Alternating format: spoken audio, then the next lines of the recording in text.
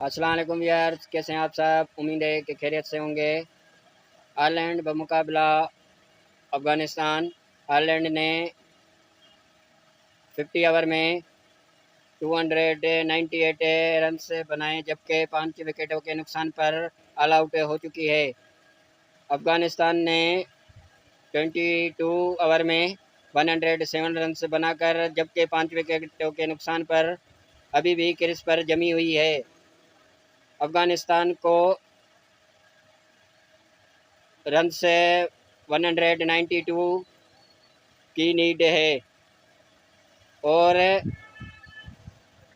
166 ball पर ये run से बनाने हैं। आपकी राय में अफ़गानिस्तान ये रन से बना पाएगा या नहीं? अपनी राय कमेंट बॉक्स में ज़रूर दें और मेरे वीडियो को लाइक और शेयर करें, चैनल को सब्सक्राइब करें ताकि आने वाली हर नई अपडेट आप लोगों तक पहुंचती रहे। वीडियो देखने का बहुत बहुत शुक्रिया।